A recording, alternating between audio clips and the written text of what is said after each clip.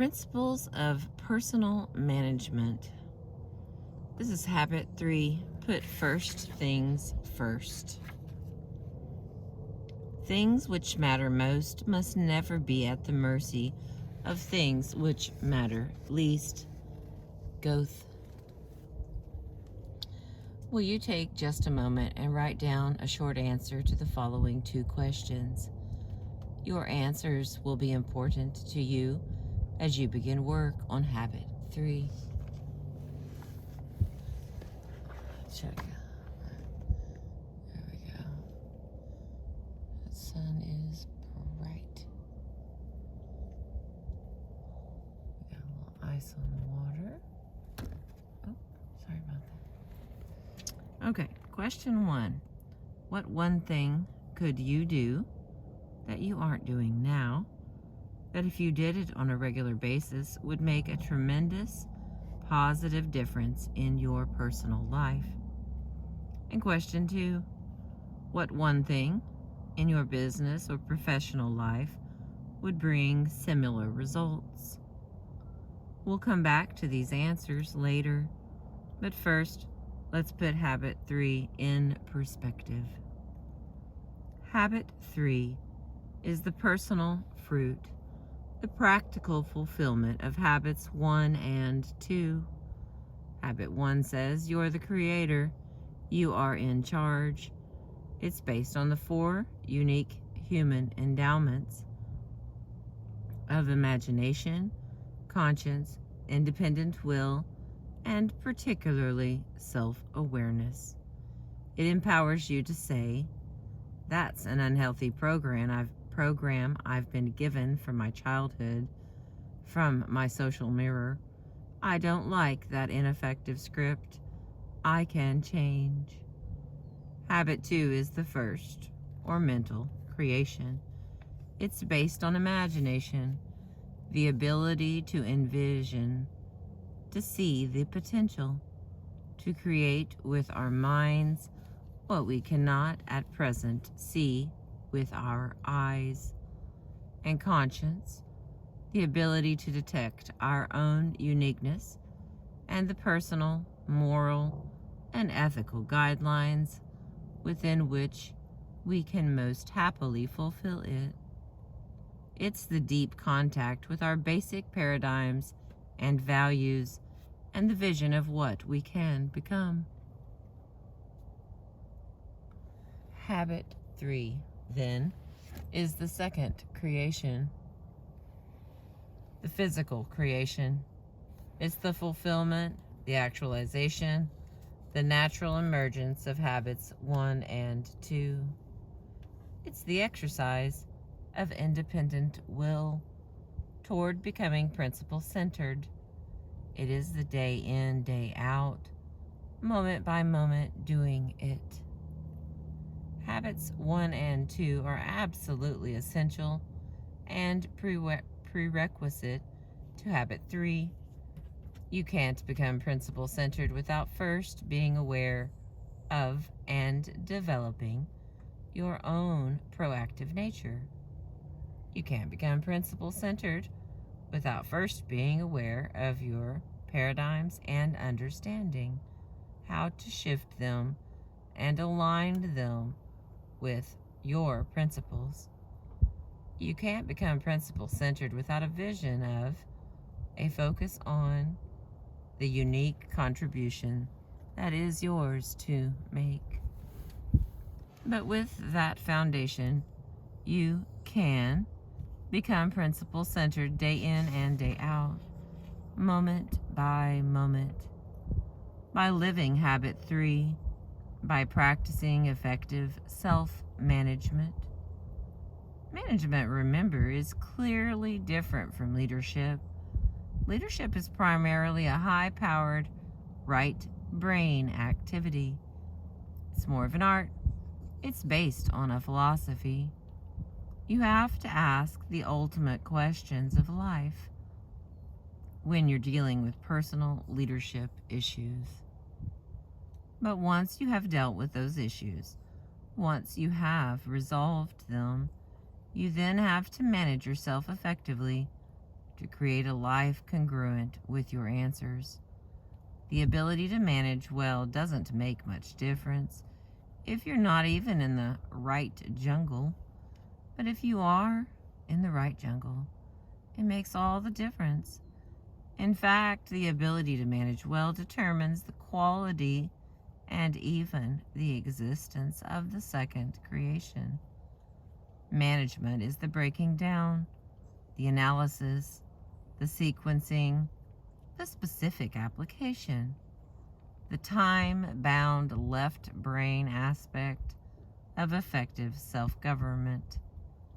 My own maxim of personal effectiveness is this: manage from the left, but lead from the right. The power of independent will. In addition to self-awareness, imagination, and conscience, it is the fourth human endowment, independent will, that really makes effective management possible.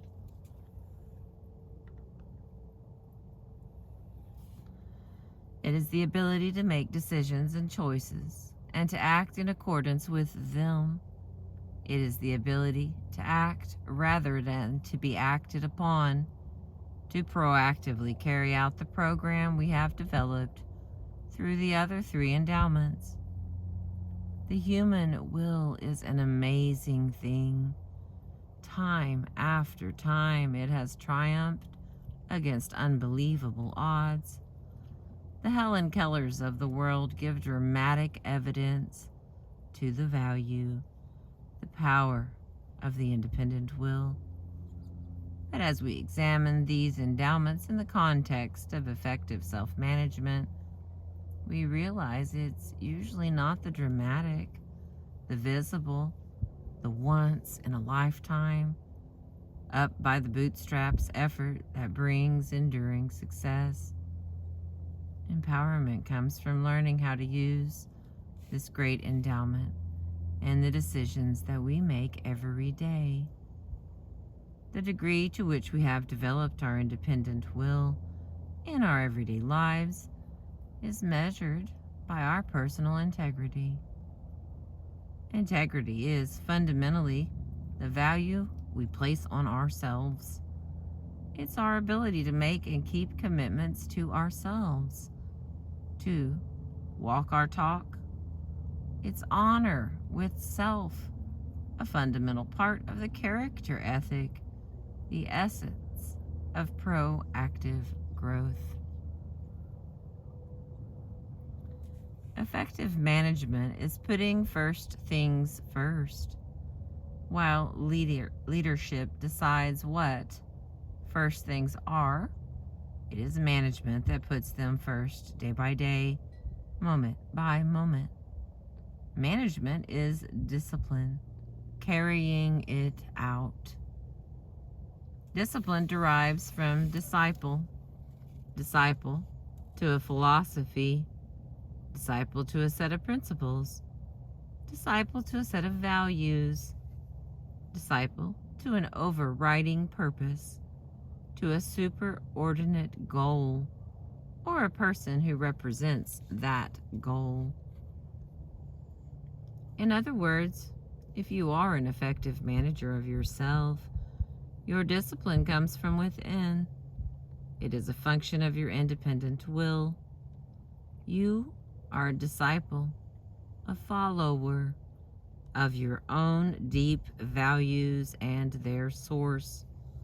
And you have the will, the integrity to subordinate your feelings, your impulses, your moods to those values. One of my favorite essays in The Common Denominator of Success, written by E.M. Gray. He spent his life searching for the one denominator that all successful people share. He found it wasn't working hard, good luck, or astute human relations, though those were all important. The one factor that seemed to transcend all the rest embodies the essence of Habit 3, putting first things first. The successful person has the habit of doing the things failures don't like to do, he observed. They don't like doing them either necessarily, but their disliking is subordinated to the strength of their purpose. That subordination requires a purpose, a mission, a habit too, clear sense of direction and value, a burning yes inside that makes it possible to say no to other things. It requires independent will, the power to do something when you don't want to do it, to be a function of your values rather than a function of the impulse or desire of any given moment. It's the power to act with integrity to your proactive first creation.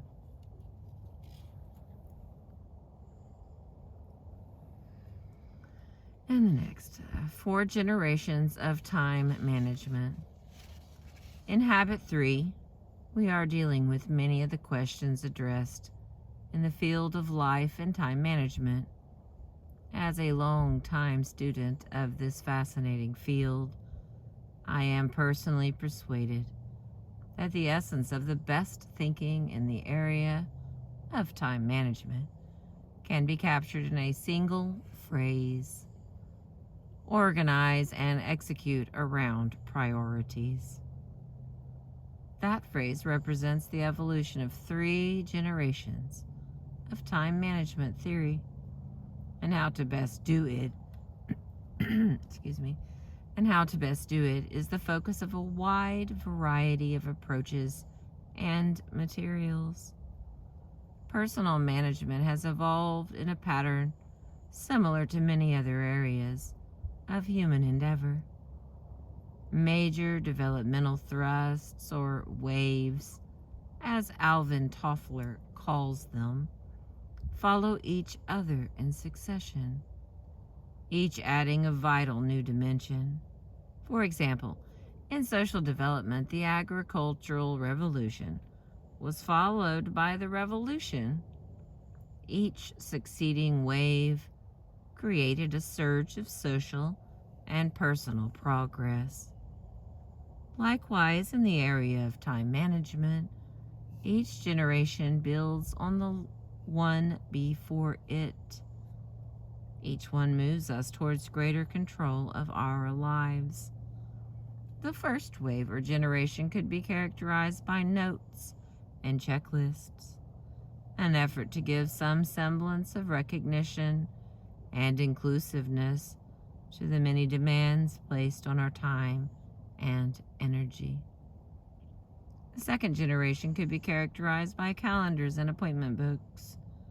This wave reflects an attempt to look ahead, schedule events and activities in the future. The third generation reflects the current time management field. It adds to those preceding generations the important idea of prioritization, of clarifying values, and of comparing the relative worth of activities based on their relationship to those values. In addition, it focuses on setting goals, specific, long, intermediate, and short-term goals, short-term targets, toward which time and energy would be directed in harmony with values. It also includes the concept of daily planning, of making a specific plan to accomplish those goals and activities determined to be of greatest worth. While the third generation has made a significant contribution, people have begun to realize that efficient scheduling and control of time are often counterproductive. The efficiency focus creates expectations that clash with the opportunities to develop rich relationships, to meet human needs, and to enjoy spontaneous moments on a daily basis. as a result, many people have become turned off by time management programs and planners that make them feel too scheduled, too restricted, and they throw the baby out with the bathwater, reverting to first or second generation techniques to preserve relationships, spontaneity, and quality of life. But there is an emerging fourth generation that is different in kind. It recognizes that time management is really a misnomer. The challenge is not to manage time, but to manage ourselves. Satisfaction is a function of expectation as well as realization. And expectation and satisfaction lie in our circle of influence. Rather than focusing on things in time, fourth generation expectations focus on preserving and enhancing relationships and on accomplishing results. In short, on maintaining the P/PC balance.